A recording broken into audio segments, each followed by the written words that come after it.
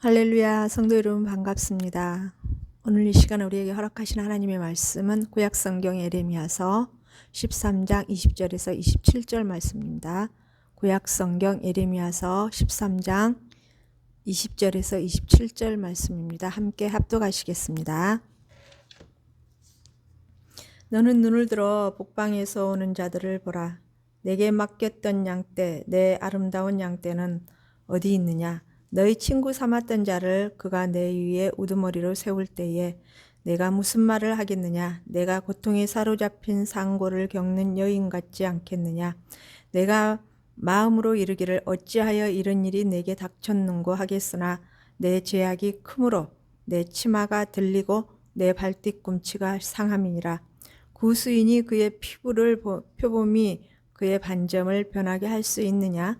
할 수 있을진데 악에 익숙한 너희도 선을 행할 수 있으리라. 그러므로 내가 그들을 사막 바람에 불려가는 건불 같게 흩으리로다. 여호와의 말씀이니라. 이는 내 몫이여 내가 해하려 정하여 내게 준 분깃이니 내가 나를 잊어버리고 거짓을 신뢰하는 까닭이라. 그러므로 내가 내 치마를 내 얼굴까지 들춰서 내 수치를 드러내리라. 내가 너의 간음과 행한 음란과 음행과 가증한 것을 보았노라. 화 있을진저 예루살렘이여 내가 얼마나 오랜 후에야 정결하게 되겠느냐 하시니라. 아멘. 지난주의 말씀을 잠깐 살펴보자면요. 유다 백성들이 하나님 앞에서 교만했던 것들을 회개하라고 말씀하시죠. 하나님과의 주종관계를 맺었던 이들은 이방 국가들에서 그들의 이교 신들을 섬기며 하나님 옆에만 온전히 마음을 드려야 될 이들이 그 마음을 나눴던 것, 또한 성전 안에까지 그것들을 가지고 와서 하나님을 배교하는 행위를 보였던 그들, 하나님을 신뢰하지 않았던 그들의 교만함, 회개하라고 말씀하십니다. 그리고 오늘 내용을 요약하자면 이렇습니다. 이 회개하지 않는 이 백성들에게 이렇게 이제 처벌을 내릴 것인데요. 하나님께서 그들의 죄를 비유해서 말씀하십니다. 이제 구수인들의 그 피부, 검은 피부를 하얗게 만들 수 있겠느냐? 표범들의 그 몸에 있는 검은 반점들을 없앨 수 있겠느냐? 너희 악이 그렇게 오래되어서 이 행했던 그 악한 죄들을 이들이 철저하게 하나님 앞에 회개하고 돌아오기를 원하시나 이들은 회개하지 아니하고 하나님의 말씀을 들으려고도 하지 않았던 이들의 모습, 이제는 마지막으로 하나님께서 그 일을 행하시기 이전에 죄의 그 대가의 문제를 해가시기 이전에 이렇게 이들에게 언제나 너희가 정결하게 될 수 있겠느냐라 하시면서 말씀하십니다. 오늘 첫 번째로요, 백성들에게 이렇게 닥칠 일인데요. 이게 현재 지금 본절에서 27절까지는 유다 백성들이 당할 이 처벌들이 그들의 죄에 대한 완고한 그 고집스럽게 하나님께 돌아오지 않고 회개하지 않는 그들의 모습, 그 성향을 따라가는 그들에게 이제 불가피한 결과일 것을 이제 최종적으로 상기시켜주는 내용이라고 할 수 있습니다. 이제 20절이에요. 내 아름다운 양떼들은 어디 있느냐? 이 내용은 즉 예루살렘을 향하여서 이제 전달되고 있는 내용이라고 할 수 있습니다. 그곳에 살던 수많은 부유한 자들과 아이들, 그리고 하나님께서 양떼라고 비유를 하는 그 백성들, 하나님의 백성들, 지금 어디에 있단 말인가? 슬프게도 그들은 바벨론 군대 앞에서 이제 쫓겨나 포로로 잡혀가 버린 것이 아닌가라는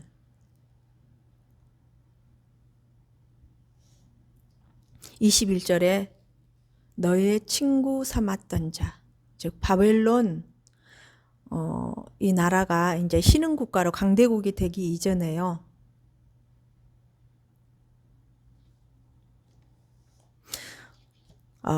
중근동을 이제 주름 잡았던 아수르에 대항하기 위해서 이들이 바벨론과 동맹을 맺은 적이 있습니다. 이것을 증명하는 말씀으로요. 열왕기하 20장 12절에서 15절과 이사야 39장 1절에서 8절 말씀. 바벨론에서 온 사자들이라는 제목으로 이 말씀들이 기록되어 있습니다. 즉 히스기야 왕에게 이사야 선지자가 히스기야 왕에게 와서 병으로 죽게 될 것이라고 알려주죠. 그때 히스기야 왕은 하나님 앞에 기도를 합니다. 은혜를 구합니다. 그 이후 15년 생명을 연장받죠. 그때 그 병을 다 나았다는 소식을 들은 이 바벨론 쪽에서는 이렇게 이제 유다와 친구처럼 친하게 지내고 교류하던 사이였었는데요. 이 히스기야 왕이 병을 치유받았다라는 소식을 듣고 축하의 의미로 많은 선물들을 가지고 이렇게 히스기야 왕에게 왔었습니다. 그만큼 가까운 사이였다라는 것이죠.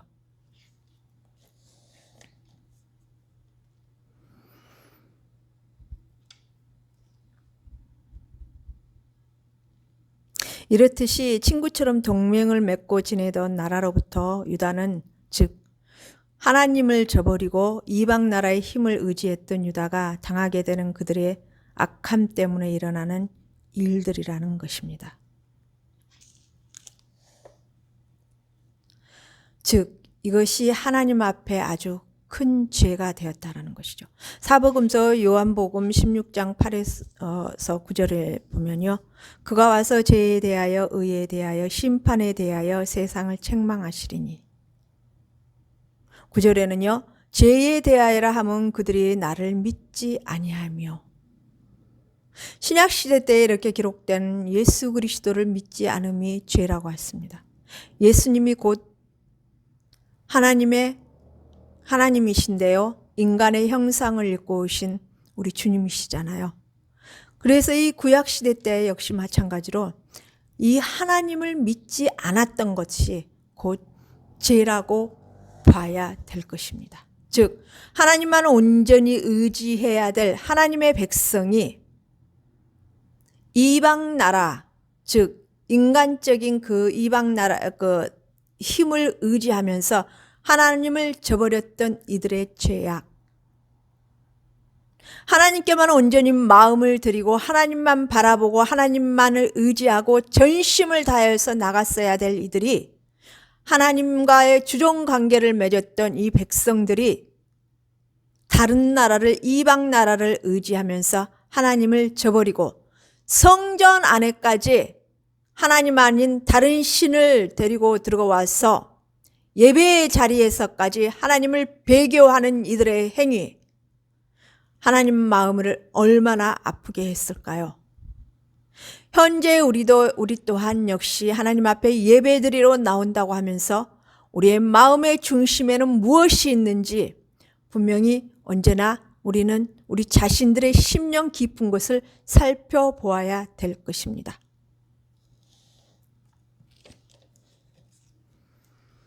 22절에요. 어찌하여 이런 일이 내게 닥쳤는고. 이들이 당하는 이 바벨론으로 결국 자기들이 이 유다 백성들이 이스라엘 백성들이 바벨론을 친구 삼았던 의지했던 그러한 그들을 통하여서 어찌 이러한 일이 결국에 당할 수밖에 없었는가라는 한탄하는 것이겠죠. 즉 자기 민족과 자기의 이제 도취에 빠져 있는 자들이 자기 자신들에게 하는 이 물음일 것입니다. 그들은 감각이 무디어져서 그들의 죄악으로 인해서 심판이 임했다는 사실을 깨닫지 못합니다.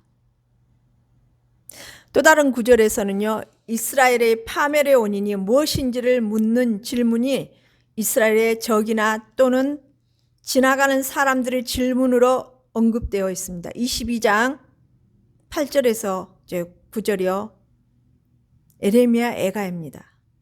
또한 2장 15절 에스겔서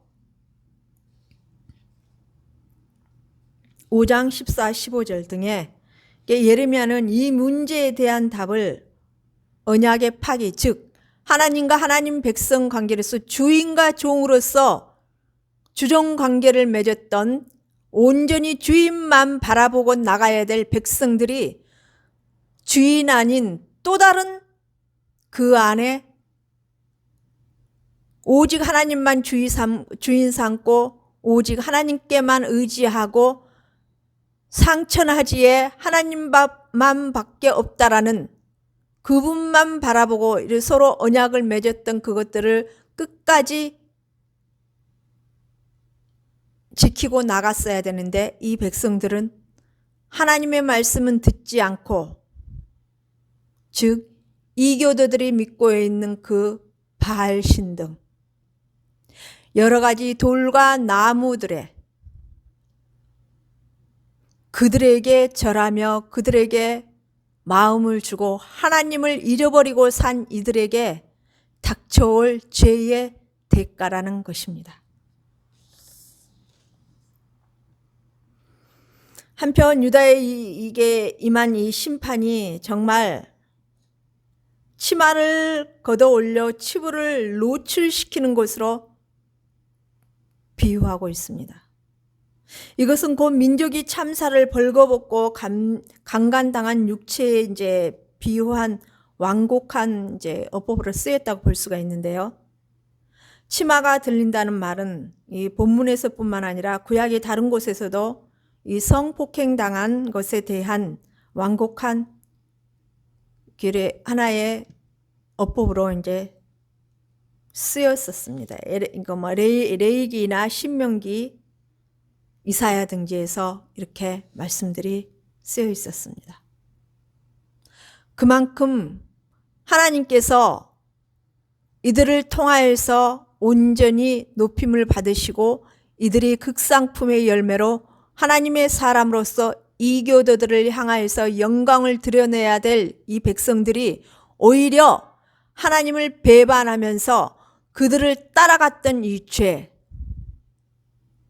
우상 숭배의 이 죄, 마음의 중심을 온전히 이교도에 빼앗겼던 이들의 죄, 사회적으로 국가적으로 완전히 무너질 수밖에 없는 상황으로 결국 그들이 의지했던 이교도의 그 백성들을 통하여서 친구로 삼았던 그들을 통하여서 오히려 그들이 포로로 잡혀가는 이 어처구니 없는 죄의 실태의 상황을 이 말씀을 통해서 우리는 듣고 또한 보고 읽으면서 우리의 지금의 신앙의 모습은 정말 하나님 앞에 어떤 모습인지 한번 돌아보고 내 마음의 중심이 정말 하나님을 기쁘게 해드릴 만큼 귀한 신앙의 자리에 서 있는지 다시 한번 말씀을 통하여서 자신들을 돌아볼 수 있는 귀한 계기가 되기를 소망합니다.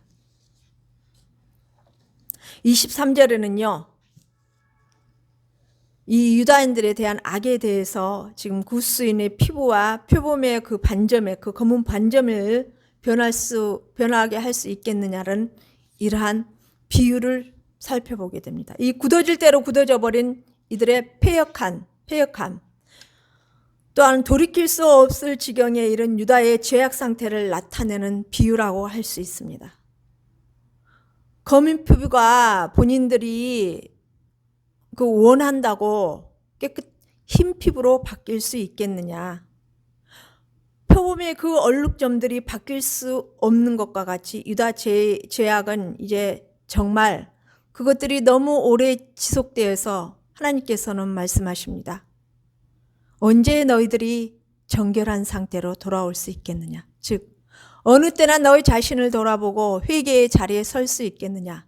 내가 수많은 선지자들을 보내서 너희들을 회개하고 돌아오라고 나에게로 돌아오라고 선지자들을 보내나 너희들은 듣지도 아니하고 내 말은 아예 뒤로 해버리고 오히려 이방 이교도들을 따라갔던 그 죄악들에 대해서 이들이 당할 수밖에 없는 이들은 이제 그들의 죄악은 너무나 익숙해져서 습관화가 되어버린, 그것이 너무나 깊이 뿌리박혀 있어 하나님을 아는 지식을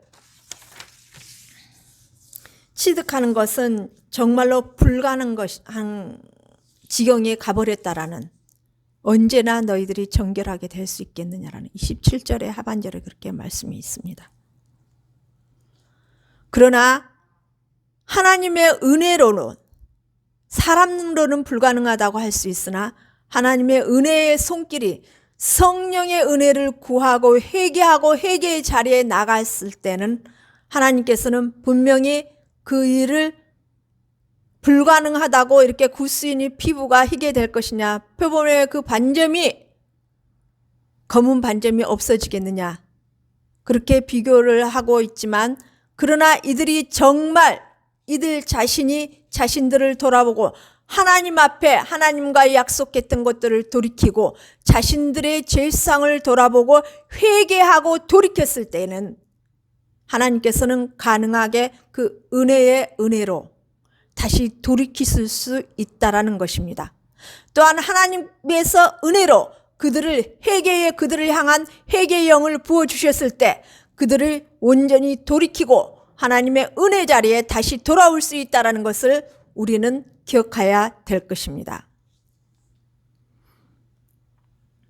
두 번째로, 앞으로 일어날 모든 일은 이 유다 백성들의 결국 죄 앞에서 하나님 앞에 돌이키지 않았던 그들의 몫이라는 것입니다. 25절에요. 이는 내 몫이여 내가 헤아려 정하여 내게 준 분깃이니 내가 나를 잊어버리고 거짓을 신뢰하는 까닭이라고 기록해 두셨습니다. 그들에게 임할 심판이 결코 우연히 발생한 것이 아니라는 점을 분명히 말씀하고 계십니다.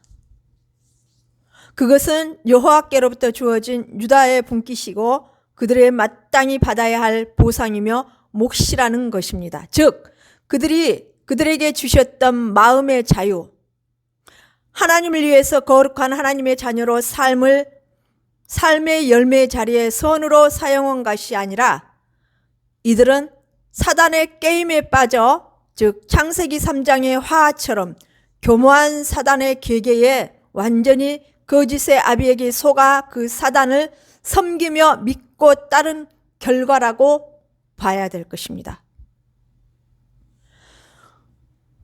거짓이란 바알을 위시하는 이방신들을 혹은 유다가 의뢰했던 이방 열강들을 지칭하는 것입니다. 즉 영적인 간음으로 인해서 하나님 아닌 또 다른 신을 그 마음에 섬기며 따랐던 그들은 또한 그 죄를 분별하지 못하면 무엇일까요? 영적인 눈이 감겨 있기 때문에 그 볼 수 없다라는 것입니다. 또한 그들의 귀가 막혀 있기 때문에 듣지를 못하고, 또한 깨닫는 마음이 없기 때문에 하나님의 섬기며 따랐던 그들은 죄를 분별하지 못했고, 또한 다 하나님께서 주신 그 거룩한 율법과 말씀, 그 사랑의 그 법들을 다 놓쳐버린 것입니다. 즉 죄의 삶을 살아가고 있는 이들의 모습. 사단은 거짓의 아비라고 하죠. 26절에는 내 치마에 내 얼굴까지 들춰서, 유다가 거짓에 골몰하고 집착하는 것은 하나님에 대한 배신이며 영적인 간음의 행위였습니다. 이에 대한 보복으로 이제 하나님께서는 유다의 수치스러운 부분이 백일하에 온 천하에 드러내신다는 것입니다. 만천하의 주인이신 하나님을 버리고 거짓의 아비인 사단을 쫓았던 이들의 영적인 간음의 결과라고 보아야 될 것입니다. 그 결과로 하나님께서 그들의 행동을 27절에 지켜보셨던 세 가지를 말씀하십니다. 너의 간음과 사특한 소리와 가증한 것을 보았노라. 남유다인들 그들은 언덕과 공개된 장소에서 이런 가증스러운 일들을 해왔던 것입니다. 이 구절의 전체적인 내용은요, 이교조들이 다른 신들에 대한 종교적인 의식과 그 의식에 동반되는 모든 부도덕한 행위들을 가리키고 있는 것입니다. 열왕기하 23장 1에서 20절, 역대하 또한 34장 1에서 7절. 요시야 왕이 이제 BC 622년에 개혁 운동을 통하여서 이런 모습들을 뿌리 뽑으려고 하였습니다. 그러나 그 개혁은 일시적으로 성공을 거두었을 뿐 다시 이내 예전으로 돌아가고 우상숭배 자리로 돌아갔습니다. 요시야 이전에 아사왕 또한 히스기야 왕, 이들의 개혁도 역시 마찬가지로 결국에는 실패로 끝나고 만 것입니다. 결국 무엇일까요? 이것들은 외적인 개혁만으로는 결코 인간의 내부에 있는 부패한 심령을 변화시킬 수 없음을 나타내는 것이고요. 또한 자발적이고도 전폭적인 회개가 동반되지 않고서는 어떤 외적인 압력을 사용하더라도 인간의 마음을 근본적으로 바꿔 놓을 수 없다라는 것입니다. 결론적으로 하나님 앞에 전적으로 회개해야 모든 것들이 해결된다라는 것입니다. 입술로만 하는 것은 형식에 불과하다라는 것입니다.